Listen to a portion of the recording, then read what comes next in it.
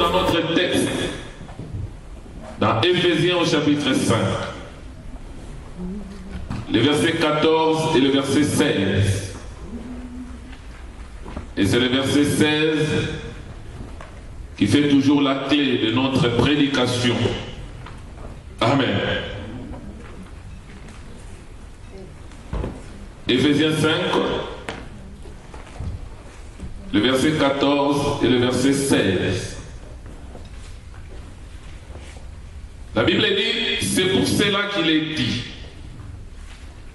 réveille-toi, toi qui dors. Relève-toi d'entre les morts, et Christ t'éclairera.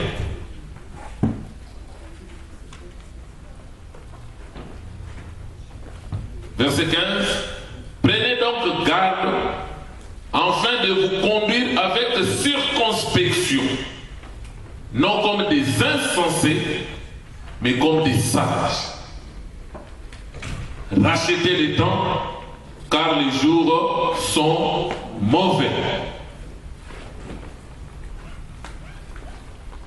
La question que nous pouvons se poser ce matin, comment racheter les temps?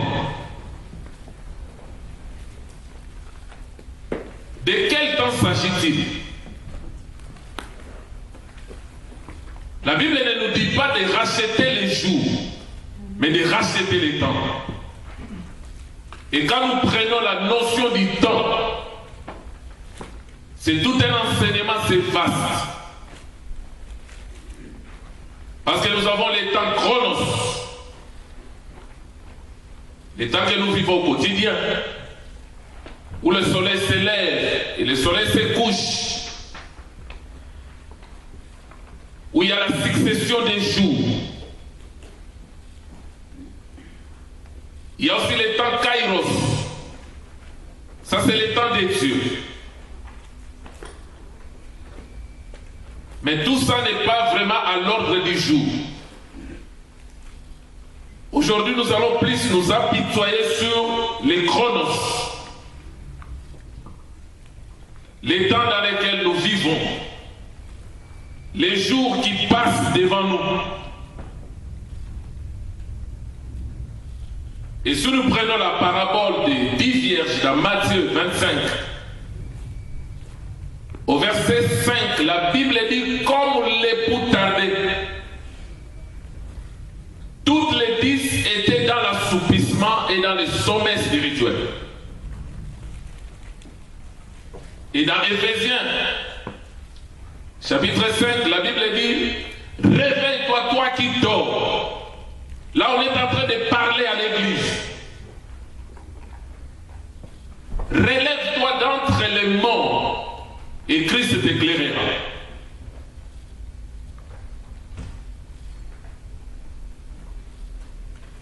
Et ce que nous devons comprendre, quand nous lisons les psalmistes de David, dans Psaume 139, je prends le verset 13 jusqu'au verset 16. Les psalmistes de David disent ceci.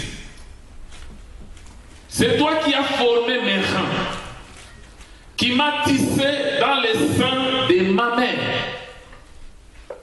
Je te loue de ce que je suis une créature si merveilleuse. Tes œuvres sont admirables et mon âme les reconnaît bien.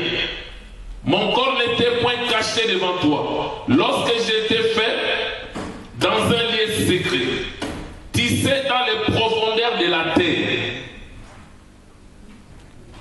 Quand je n'étais qu'une masse informe, tes yeux me voyaient.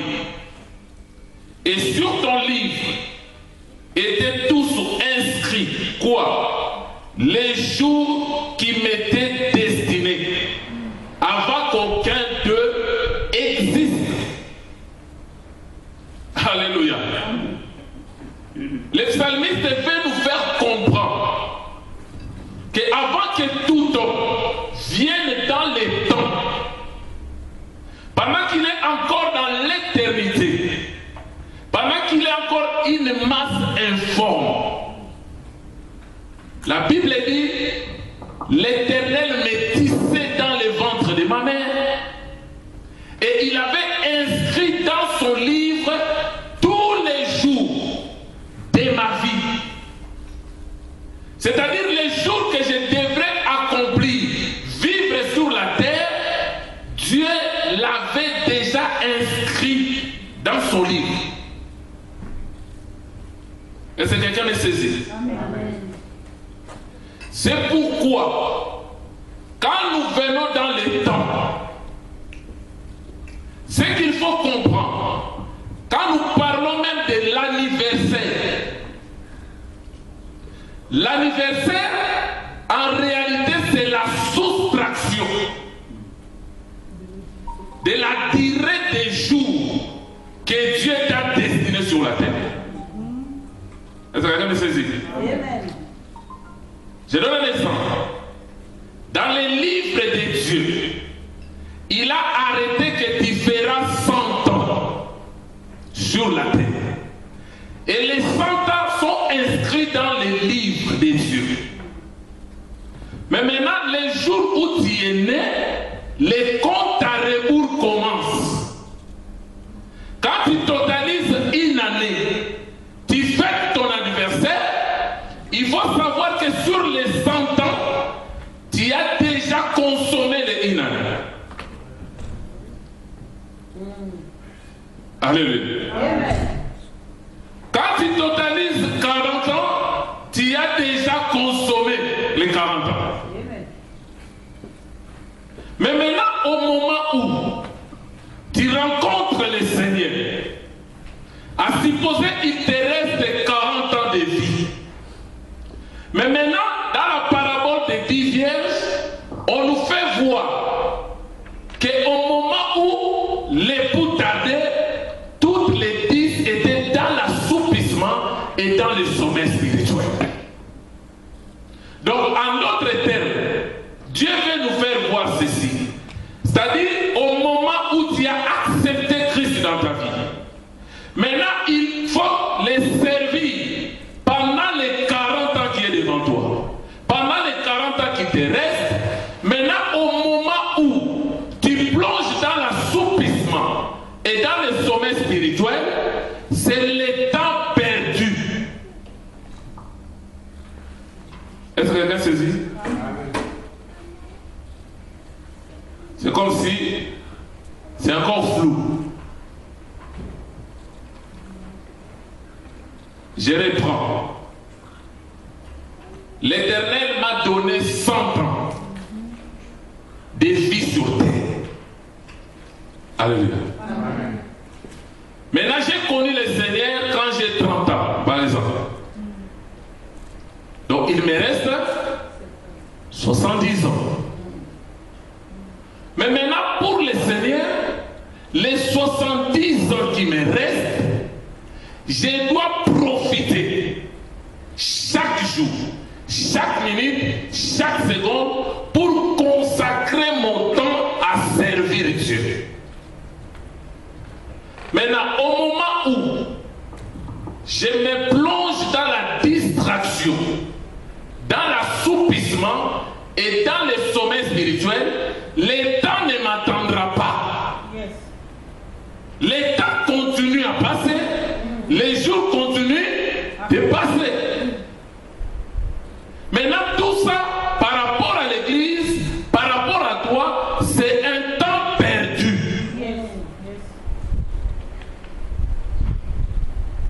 C'est là où l'apôtre Paul dit, réveille-toi, toi qui dors. Parce qu'au moment où tu dors, il y a des choses que tu devrais faire pour Dieu.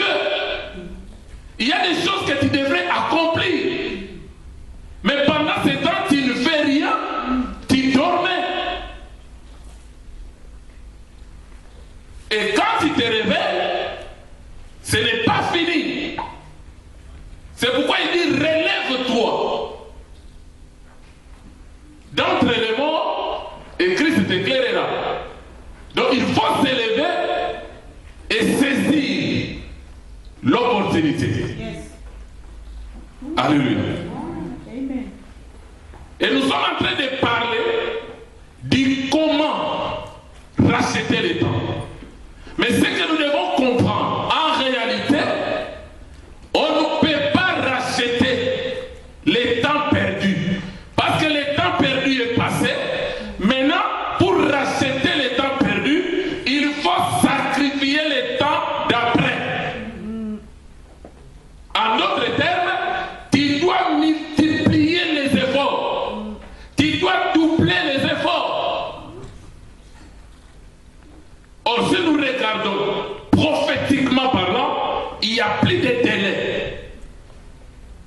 Nous sommes dans la 4e veille de la nuit.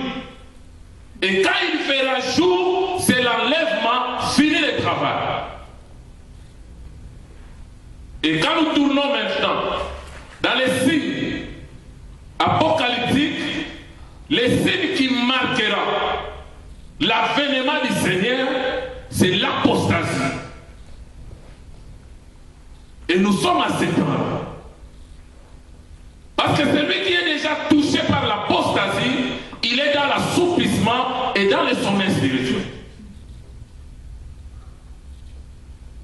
Et quand les gens arrivent à abandonner la foi, quand les gens ils n'ont plus confiance à la parole, je vais nous dire une chose. On ne peut pas avoir la foi si on n'a pas écouté. Amen. La Bible dit, la foi vient de ce qu'on entend, et ce qu'on entend vient de la parole de Dieu. C'est-à-dire c'est la parole qui sort de la bouche de Dieu, nous communique la foi véritable. Amen. Mais maintenant, cette foi est basée sur la parole de Dieu. Et quand je parle de la parole de Dieu, je vois ses promesses. Alléluia.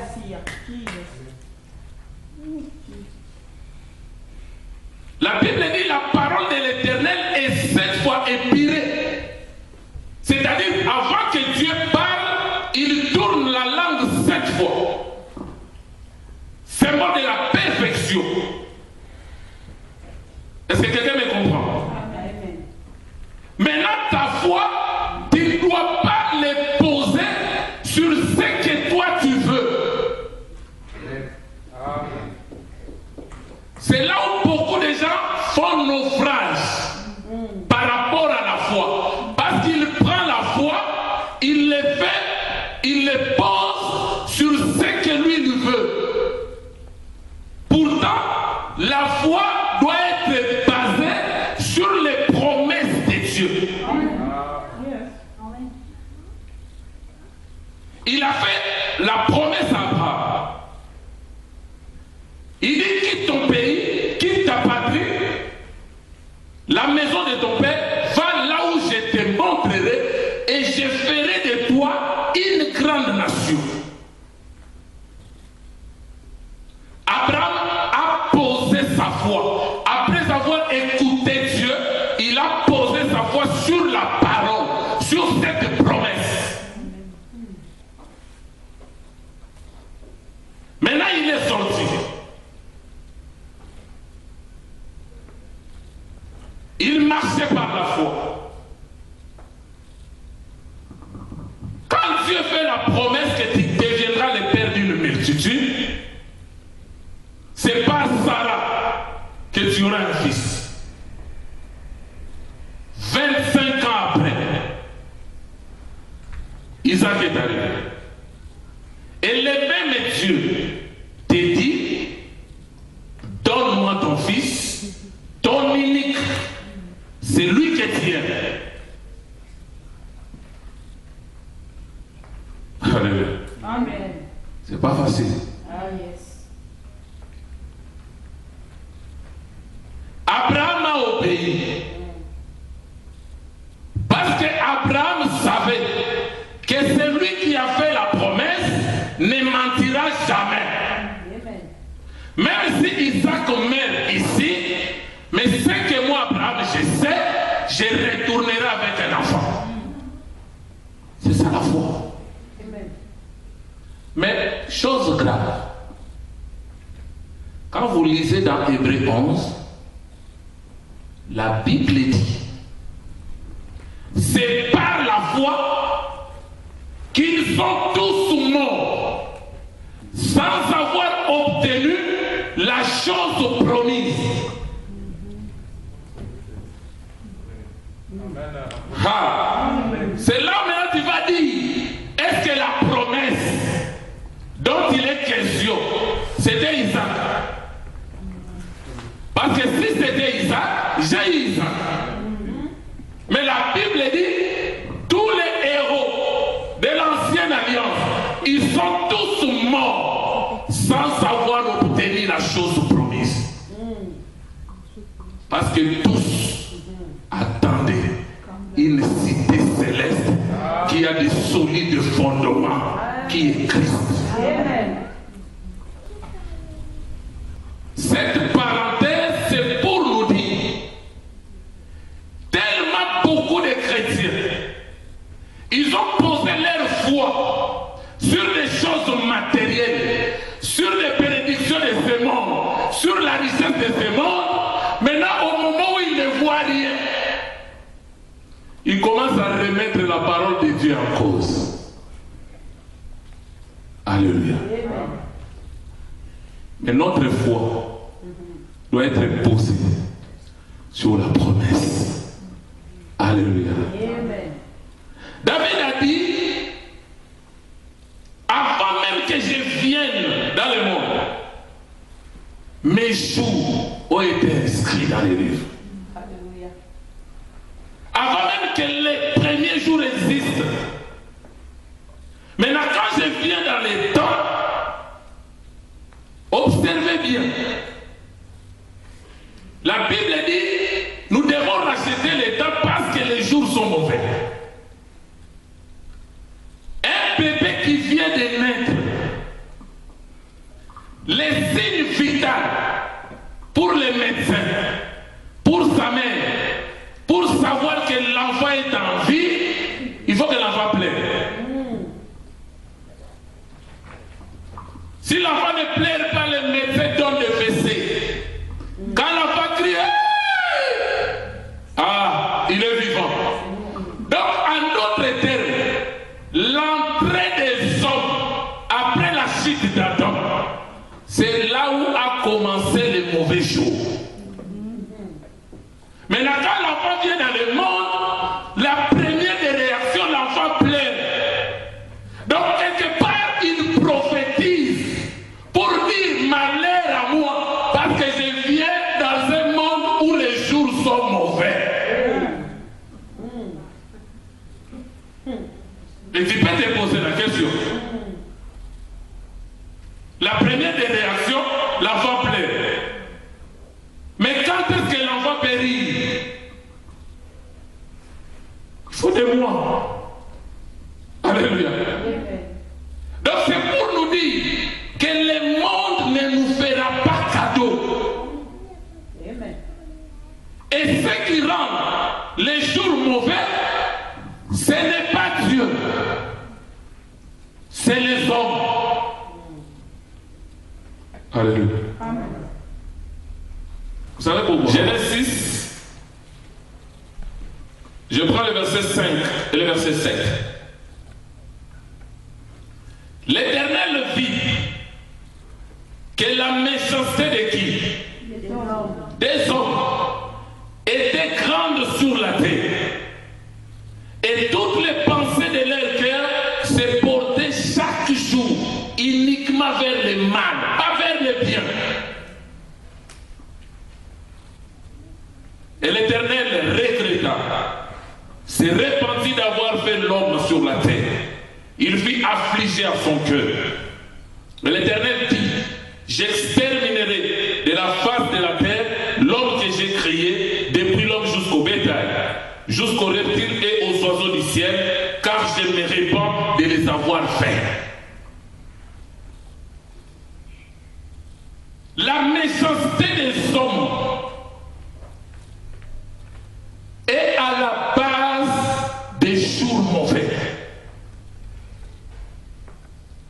Quand nous allons dans 2 Timothée 3, je prends le premier verset jusqu'au verset 5. Après, je prends le verset 10 jusqu'au verset 12. 2 Timothée 3, le verset 1 à 5, le verset 10 à 12. La Bible dit, sache que dans les derniers jours, il y aura des temps difficiles. Arrête de rêver d'un monde meilleur. Arrête de condamner le gouvernement.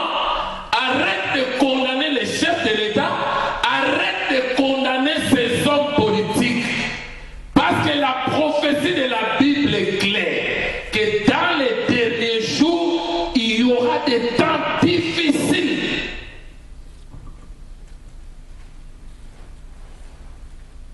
Et qui rendront ces temps difficiles? Les hommes, animés par les diables, par les démons. La Bible dit, car les hommes seront égoïstes. Pourquoi égoïstes? Parce que la vie devient difficile. Quand je reçois, c'est pour ma famille. Je ne peux pas voir les autres.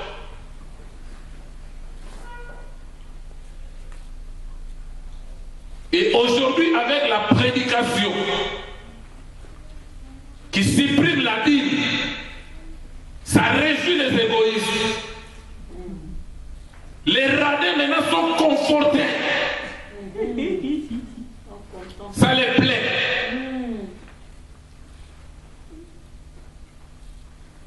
Maintenant, applique ce qui s'appliquait à l'église primitive. La Bible dit les hommes, les femmes vendaient leurs propriétés et apportaient l'argent aux pieds des apôtres pour distribuer à chacun selon ses besoins. Là, ça devient encore compliqué. Les gens seront amis de l'argent. Les gens vont aimer l'argent plus que les hommes. À cause de l'argent, il peut tuer. À cause de l'argent, il peut empoisonner. À cause de l'argent, il peut assassiner. Et tout ça, ça constitue les jours mauvais.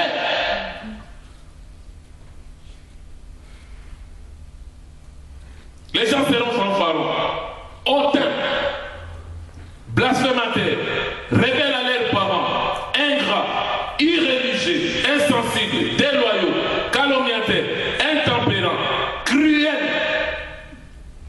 Quand on est cruel, c'est pour nuire à ton semblable. C'est pour lui rendre la vie difficile.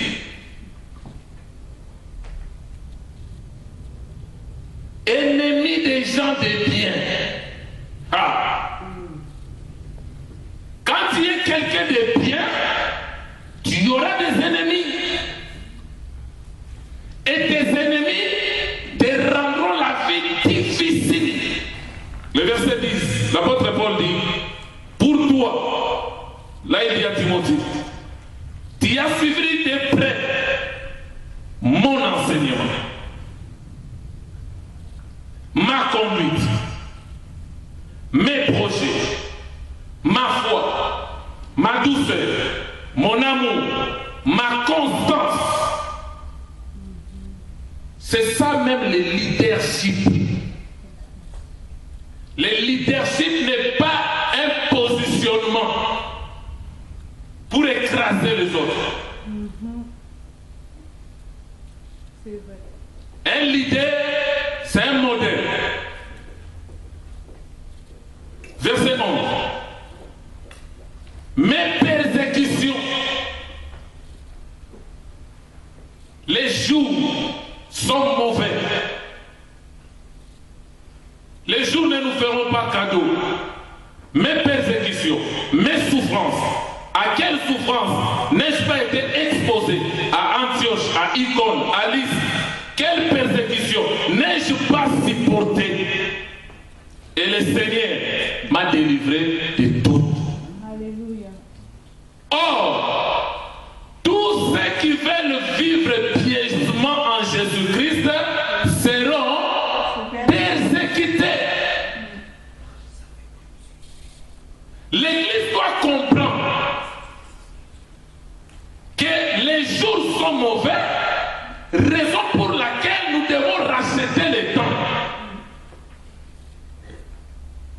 Quand je prends les chrétiens dans le monde islamique où la Bible est interdite, si on te voit avec une feuille de la Bible, on te tue. Ils n'ont pas l'opportunité, ils n'ont pas les privilèges, ils n'ont pas le droit de parler de Jésus publiquement ou de prêcher l'évangile de Christ. Mais par contre, toi tu y as encore l'opportunité. Toi, tu y as encore les privilèges. Maintenant, au lieu de saisir ce temps, proclamer Christ, parler de Christ, tu dors.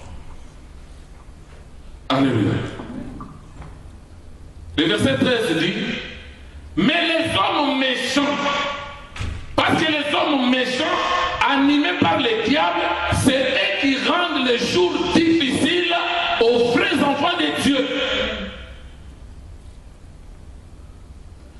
Les hommes méchants et imposteurs avanceront toujours plus dans le mal, égarant les autres et égarer eux-mêmes.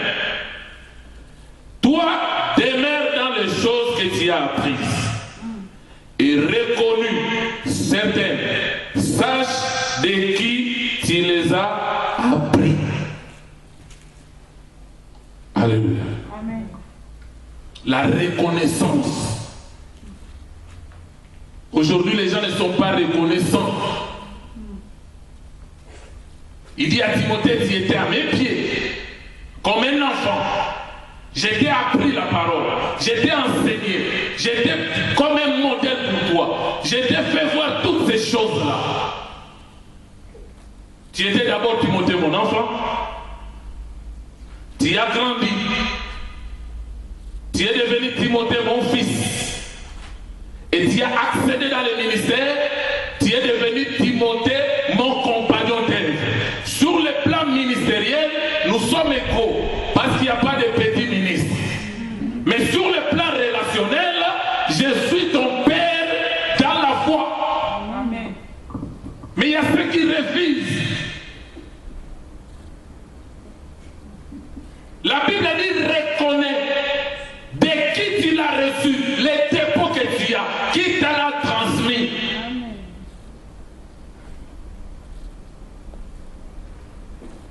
Si je les reconnais, quelque part c'est comme si je deviens moins. Allez, carrément, il n'y a pas la notion de père dans la foi. Nous avons tous un seul père spirituel qui est Jésus-Christ. Mais Paul a dit, c'est moi qui vous ai engendré dans la foi. Et Timothée, ce n'est pas Paul qui l'a gagné dans le Seigneur. C'est là où beaucoup de chrétiens, quand les choses ne semblent pas marcher, ils se souviennent de celui qui l'avait fait accepter Christ. C'était lui mon père spirituel. C'était elle ma mère spirituelle.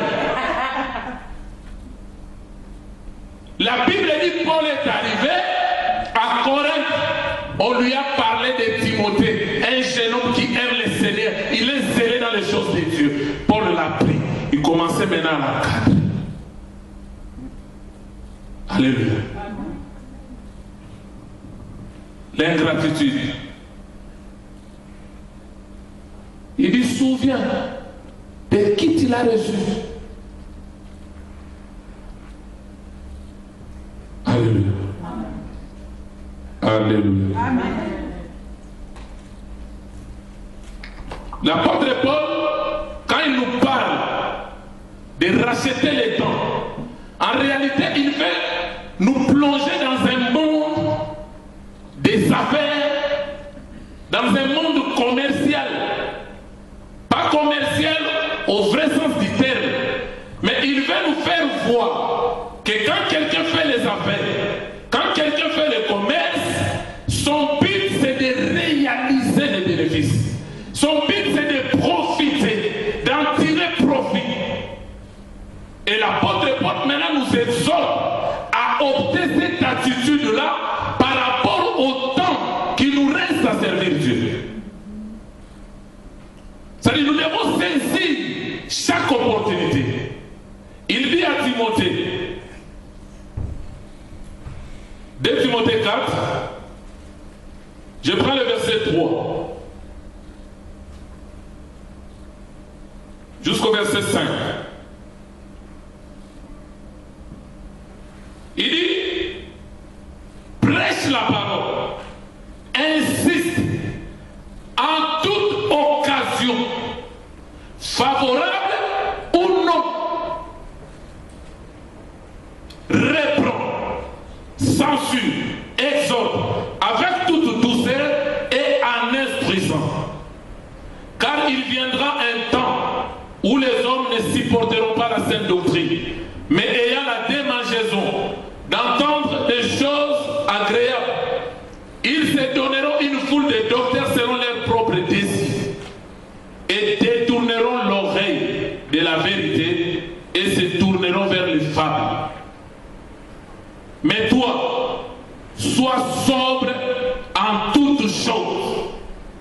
La sobriété ici, c'est ce qu'il dit, marcher avec circonspection. Sois prudent. Veille sur tes actes. Sois avisé. Sois averti. Parce que si tu ne marches pas avec sagesse, tu peux t'attirer des ennuis pour rien. Parce que le monde ne nous aime pas. Nous sommes dans le collimateur des hommes méchants. Ils cherchent le moment favorable pour nous accuser. Ils cherchent le moment favorable pour nous écraser. On avait vu avec Daniel. Dans Daniel 6, on a dit nous l'avons piégé. Nous avons cherché des fautes, on n'a pas trouvé. Maintenant, allons chercher dans la loi de son Dieu. Alléluia. Amen. Alléluia. Amen. Sois sobre. Supporte les souffrances. Les jours mauvais. Il y a la souffrance. Servir Christ. C'est pas donné.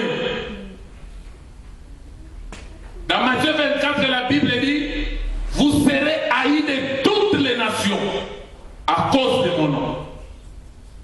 On vous opprimera. On vous fera mourir à cause de mon nom. On vous livrera au tourment. Malheureusement, plusieurs succomberont. Ils se haïront et se trahiront les uns les autres. Alléluia. Quand on parle de racheter, ce n'est pas acheter. On achète quelque chose qui ne t'appartient pas. Mais on rachète ce qui t'appartenait et que tu avais perdu possession. Raison pour laquelle quand on parle de rachat de Christ, il est venu nous racheter. Pourquoi? Parce qu'il dit même dans sa prière sacerdotale dans Jean 17, il dit Père, je te rends grâce de ce que toi tu m'as donné. Ils étaient d'abord à toi et tu me l'as donné et je les ai gardés à ton nom, je les ai gardés dans ta parole. Alléluia. Donc nous étions à Dieu. Quand nous sommes venus dans les temps, chacun était devenu errant. Il suivait sa propre voie. Mais quand Christ est venu, le bon berger, quand le bon berger parle, les brebis reconnaissent la voix. Et nous l'avons suivi. C'est-à-dire qu'il nous a récupérés. Il nous a regagnés, reconquéris. C'est ça des verbes similaires au verbe racheter. Alléluia. Alléluia. Amen. Colossiens 4, le verset 3.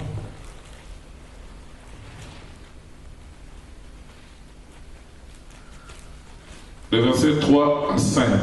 L'apôtre dit, priez en même temps pour nous, afin que Dieu nous ouvre une porte pour la parole. Donc c'est pour dire, tout était fermé. Les temps étaient mauvais. Alléluia. Mais l'apôtre demande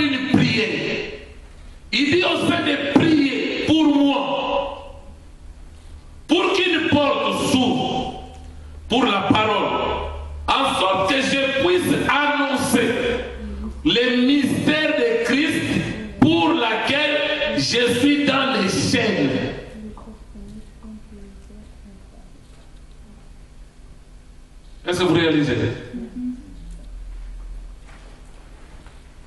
Il écrit l'épître aux Colossiens, l'épître aux Éphésiens.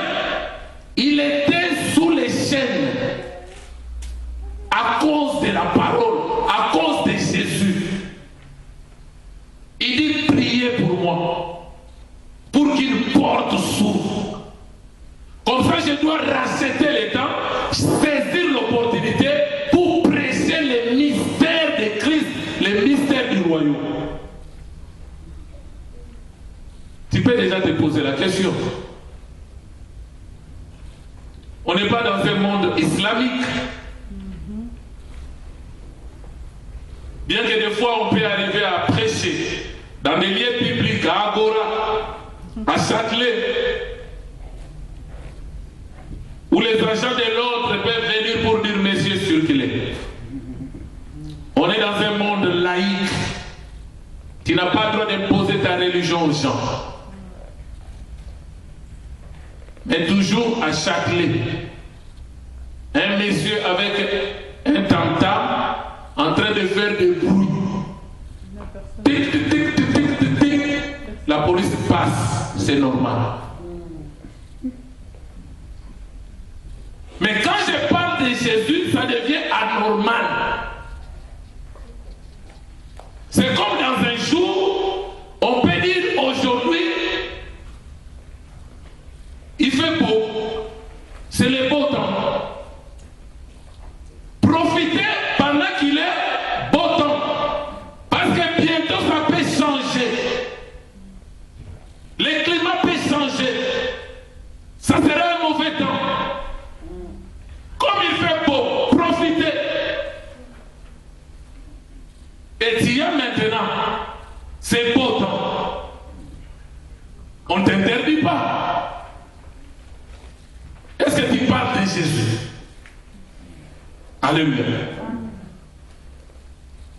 Des fois quand on dit, le monde entier attend la manifestation des fils de Dieu, souvent nous avons l'impression que le monde attend les miracles, que nous puissions commencer à ressusciter les morts, à faire des miracles, là le monde voit la manifestation des fils de Dieu. Non! Prêche Christ!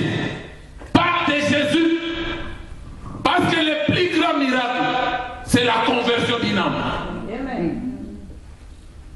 Un prédicateur de l'évangile, il dit j'aime pas le ministère de Jean-Baptiste. Vous savez pourquoi? Il dit Jean-Baptiste n'a jamais guéri, même un malade, même quelqu'un qui avait le mot de tête. Il n'a pas compris. La Bible dit parmi les prophètes nés des femmes, il n'y a pas un prophète qui soit comparable à Jean-Baptiste. Mais les plus petits dans le royaume, nous, de la grâce, par la nouvelle naissance, nous sommes plus que Jean-Baptiste.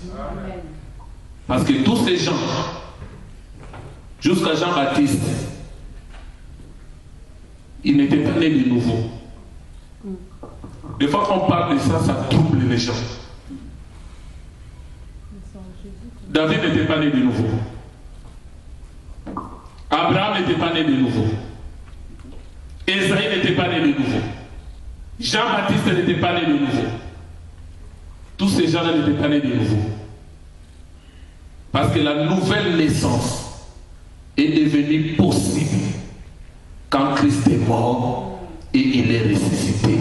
C'est pourquoi la Bible dit Dieu a fait en sorte pour retenir tous ces gens-là de l'ancienne alliance pour qu'ils ne parviennent pas à la perfection sans nous. Alléluia. Quand il parle de Jésus, une âme s'est convertie, c'est le plus grand miracle où il a fait au ciel.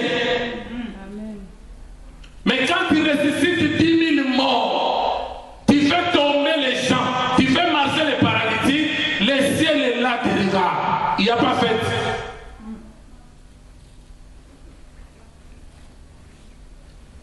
C'est pourquoi des serviteurs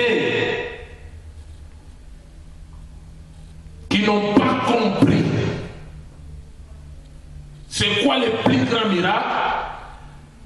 Ils ont vendu leur âme à Satan pour avoir la richesse incertaine et injuste de ce monde et pour faire des miracles mensongers qui viennent du diable. Et ils pensent que c'est ça la chose. Non!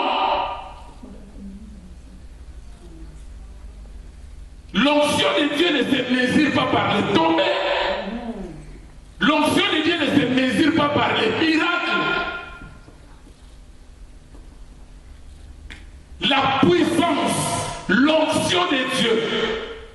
Christ a dit dans Luc 4, l'Esprit du Seigneur est sur moi parce qu'il m'a oint, premièrement, pour annoncer la bonne nouvelle aux pauvres. C'est ça le but principal de l'onction. Et quand je prêche et que Dieu passe au travers de moi, il touche les cœurs. La personne se remet en cause. La personne change de position. La personne accepte Jésus. La personne se remet en cause par rapport à une situation. C'est ça la puissance de l'évangile. C'est là l'apôtre dit, ma prédication ne repose pas sur des discours persuasifs de la sagesse des hommes, mais c'est par la démonstration de la puissance de Dieu. Et la démonstration de la puissance de Dieu, c'est quand la parole touche le cœur et ça transforme le cœur. Amen. Et tous ces serviteurs-là, s'il est de Dieu, au moment où il touche à la magie, au moment où il fait le spectacle, il est dans le sommeil. Les jours où Dieu va les récupérer, tout ce temps qu'il a servi Dieu, avec les fétiches, avec la magie, avec toutes ces choses-là, c'est le temps perdu. Maintenant, comment il pourra maintenant racheter le temps qui reste? On ne rachète pas le temps passé, mais il sera obligé de doubler les efforts, de sacrifier le temps d'après. Alléluia. Et pendant que je suis en train de parler, pose-toi la question, ça fait combien de temps tu es dans la vie chrétienne? Combien de âmes as-tu déjà gagné en Jésus-Christ et qui t'aiment?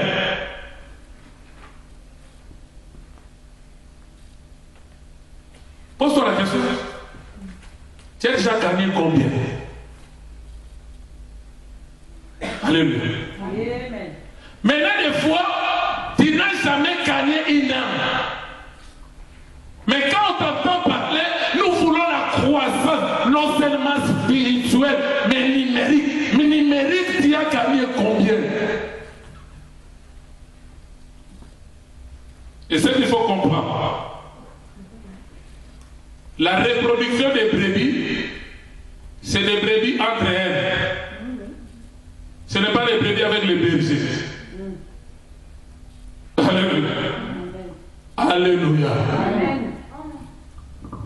C'est des brebis entre elles. André, il était disciple des gens. Le jour où Christ a dit, voici l'agneau de Dieu, celui qui ôte les péchés du monde, il l'a suivi. Et André ne s'est pas arrêté là. Il est allé parler à son frère Simon. Nous avons rencontré le Messie. Alléluia. Combien de membres de ta famille que tu as déjà gagné dans le Seigneur? Mais chaque fois quand tu pries, oh Dieu, tu as dit, venez à moi, je te sauverai toi et toute ta famille. Dieu ne viendra pas faire ce travail. Tu es gagné, c'est à toi de gagner les autres. Alléluia. Est-ce que tu le fais? Alléluia. Vous notez Philippiens chapitre 3, le verset 7 à 9.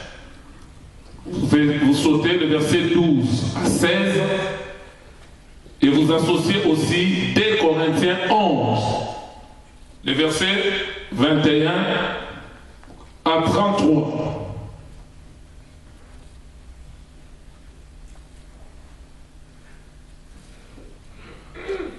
Comment racheter le temps quand les jours sont mauvais? L'apôtre Paul répond dans Philippiens, il dit quoi? Mais ces choses qui étaient pour moi des gains,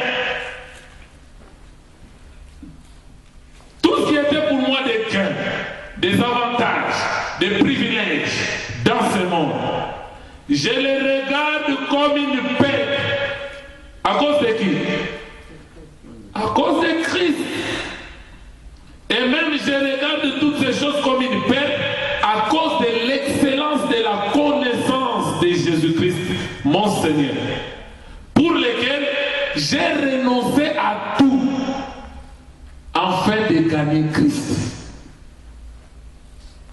On ne peut pas gagner Christ quand on s'accroche encore auquel sordide de ce monde.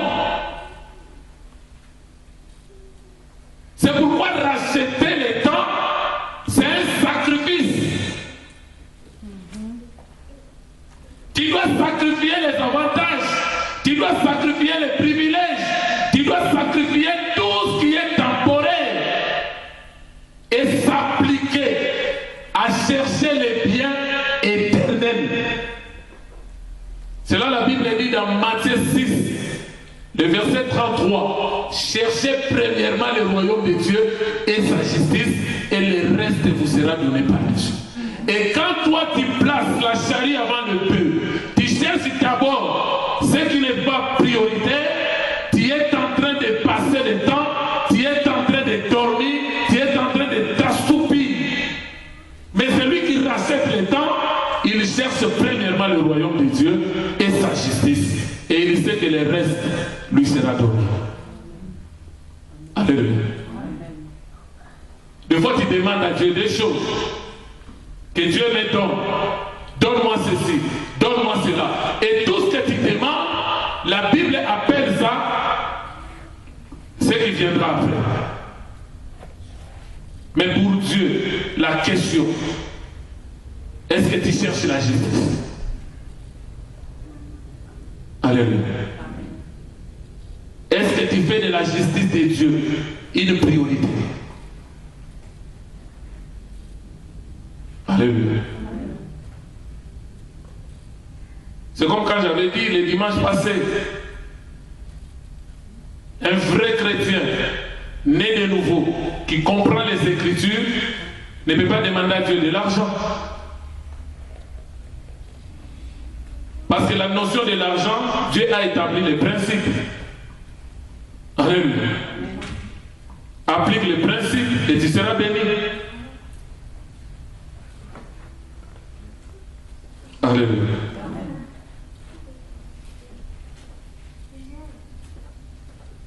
Je prends rapidement le verset 12. Il dit, frère, je ne pense pas, dans le verset 12,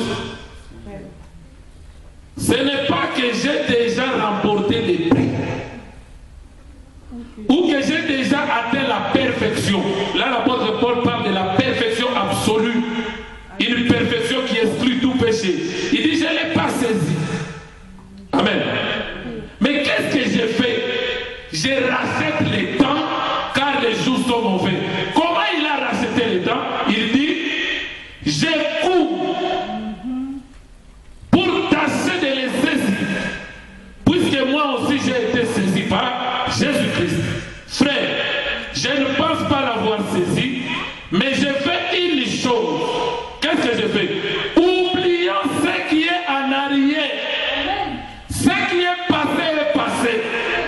Il y a un moment, j'étais dans l'assoupissement, dans le sommeil, j'ai passé mon temps. Maintenant, je me suis levé. On a crié, voici l'époux, allez à sa rencontre. On s'est réveillé, on s'est remis en question. Chacun vérifiait sa lampe, il vérifiait sa position. Mais au jour où je me suis réveillé, je me suis levé, qu'est-ce que j'ai fait? Tout ce que j'ai perdu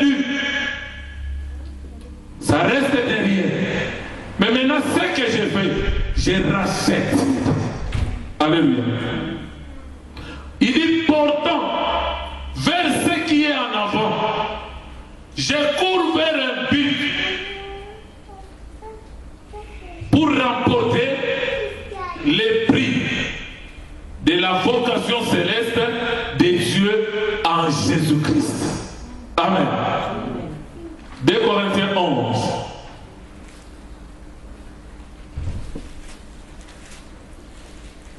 Quand on parle de racheter l'État car les jours sont mauvais, nous devons comprendre ces choses. Amen. 2 Corinthiens 11. Le verset 21 à 33. Vous y êtes?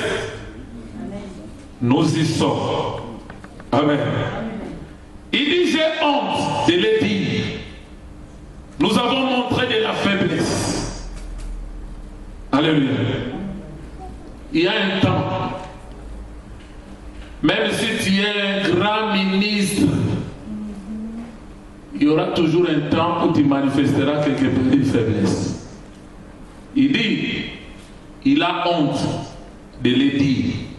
Nous avons montré aussi de la faiblesse. Cependant, tout ce que je peux oser, quelqu'un, ce que peut oser quelqu'un, je parle en insensé. Moi aussi, je l'ose. Sont-ils hébreux? Moi aussi. Sont-ils israélites? Moi aussi. Sont-ils de la postérité d'Abraham? Moi aussi. Sont-ils ministres de Christ? Je parle en termes extravagants. Je le suis plus encore. Par les travaux, bien plus. Par les coups. Non seulement j'ai beaucoup travaillé, plus que les autres, mais j'ai aussi encaissé des coups dans le ministère. Dans les coups, hein? Il dit, bien plus. Par les emprisonnements, bien plus. Il a beaucoup été arrêté. Alléluia. Parce que les jours sont mauvais. 5 fois. Il dit souvent en danger des morts. Le fait que tu appartiennes à Christ, tous les jours, tu es en danger des morts. Les jours sont mauvais.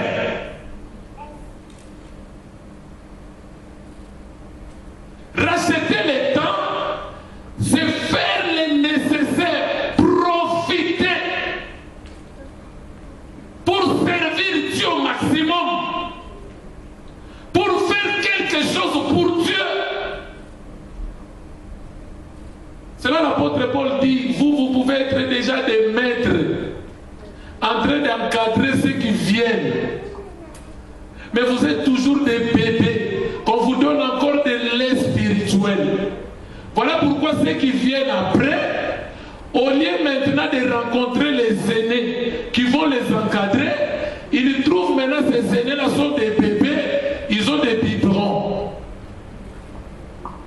Et les aînés, ils ont des problèmes avec ceux qui viennent après.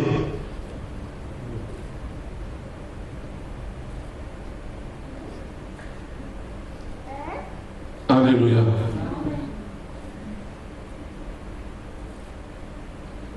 Verset 24. 5 fois, j'ai reçu des Juifs 40 coups moins 1.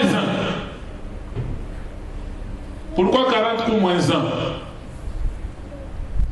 Parce que pendant que Israël était sous occupation romaine, quand un Juif avec un Romain commettait un délit, les Juifs avaient droit à 40 fouets, mais les citoyens romains, c'était 40 moins 1, c'est-à-dire 39 fouets. C'était pour dire que les citoyens romains quand même est supérieur aux citoyens juifs. Maintenant, comme les parents de Paul, ils avaient acheté la nationalité romaine, le jour où on a attrapé Paul, on l'a fouetté 40 fouets. Paul a dit, vous me fouettez moi, citoyen romain. Et c'est lui qui l'avait fouetté, il a eu des problèmes. Alléluia. Parce qu'en tant que citoyen romain, il ne devrait pas recevoir 40 coups. Il fallait 39 coups de fouet. Amen. Je continue. Il dit 3 fois. Une fois, j'ai été lapidé. 3 fois, j'ai fait naufrage dans des voyages missionnaires. J'ai passé un jour et une nuit dans la Bible. Déjà, pose-toi la question. Déjà, quand il fait froid pendant l'hiver, c'est une raison suffisante pour que tu ne viennes pas à l'église. Plonger dans la couette. Tu dis, oh, aujourd'hui il ne fait pas beau. À cause du froid, à cause des transports, la pluie, une raison suffisante pour ne rien faire pour Dieu. Amen. Mais ici il dit, j'ai fait naufrage, j'ai passé un jour et une nuit dans la Bible. Fréquemment en voyage, j'ai été en péril sur le fleuve. En péril de la part des brigands. Si toi tu rencontres des brigands, pendant que tu prêches Jésus, on te donne des claques. Tu vas jurer de ne plus parler de Jésus dans les lieux publics. Or, nous devons nous préparer à ça. Alléluia. En péril de la part de ceux de ma nation. Alléluia. Quand on dit les jours sont mauvais, ne pense pas seulement les gens qui vont te rendre la vie difficile, ce sont des gens d'ailleurs. Même les membres de ta propre famille, ils peuvent te rendre la vie difficile. Parce que tu appartiens à Christ. C'est pourquoi dans l'église, il y a des semences, livrées et les blés. Livré est là pour te rendre la vie difficile. Parce que le Seigneur a dit dans Matthieu 13, laissez les deux semences croître ensemble. Alléluia. En péril de la part des païens, c'est-à-dire des non-juifs. Si les juifs te persécutent, c'est de ma nation.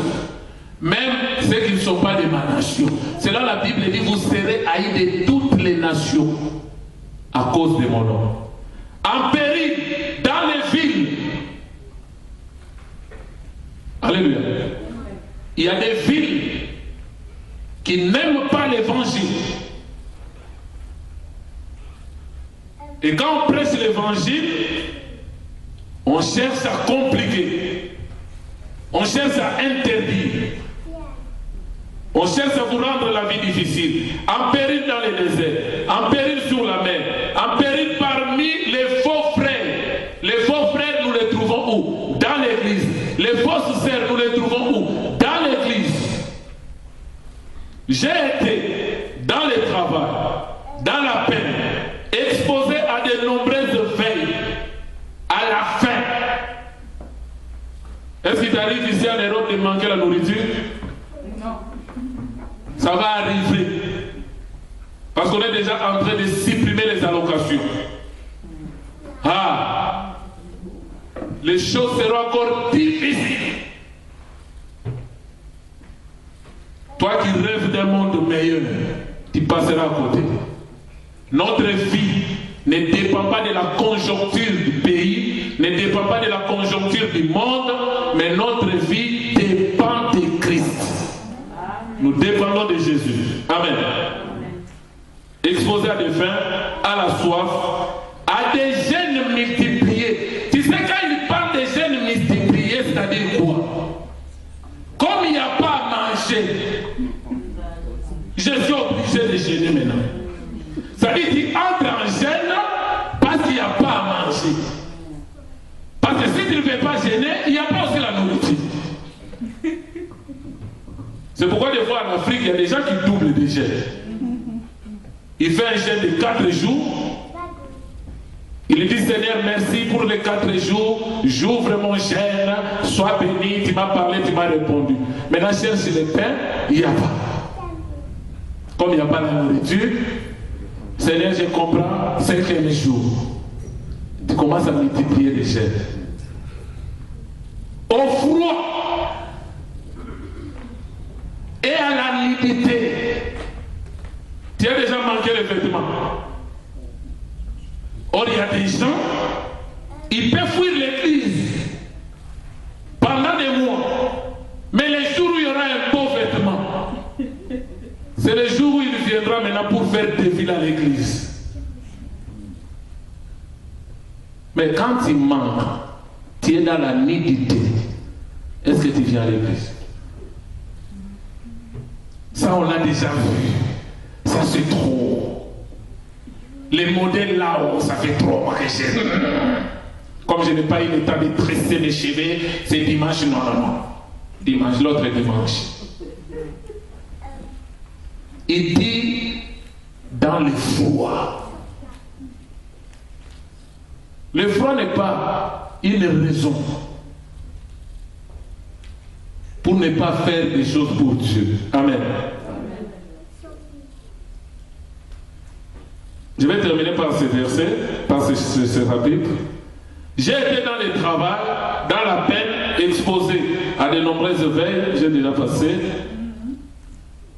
Le verset 28.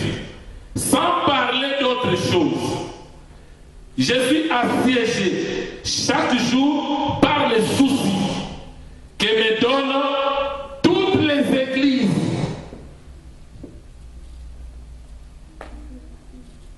Les mauvais jours aussi, c'est par rapport à ce que tu vois chez les autres. Je suivais un documentaire. Un monsieur que j'ai vu, il se présente bien. Il fait des commentaires des transsexuels.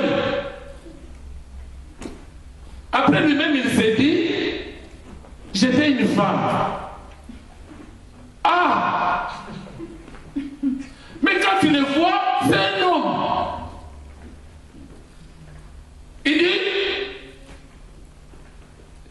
je vivais dans la peau d'une autre personne. Mais le jour où on m'a changé de sexe, c'était le jour de ma naissance. Voilà la nouvelle naissance du monde. Ah! Maintenant soumis à des pilules, une 60aine de pilules par jour. Pourquoi souffrir? Des fois quand tu vois ces choses, tu as mal au cœur, tu souffres. Tu vois que les jours sont mauvais.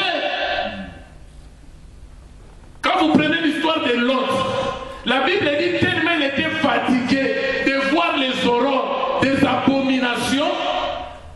Les matins, il sortait, il se mettait devant la porte de la ville, il regardait le désert.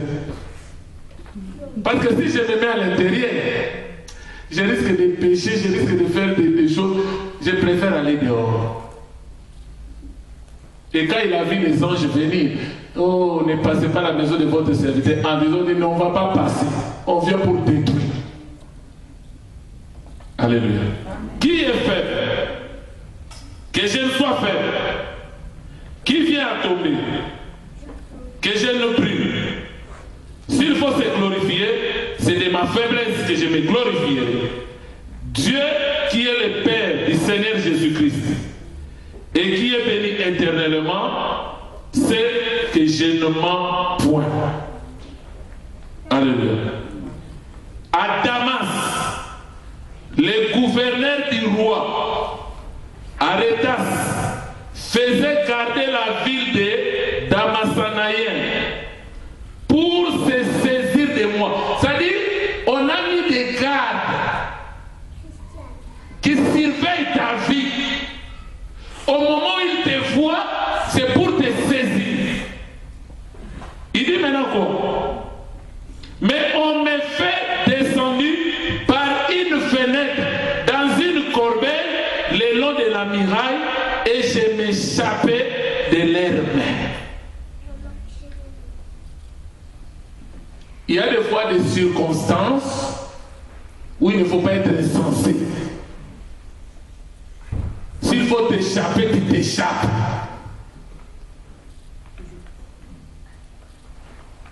Si tu marches en insensé et tu te dis, je dois rester là, Christ viendra me délivrer, là tu marches pas en circonspection.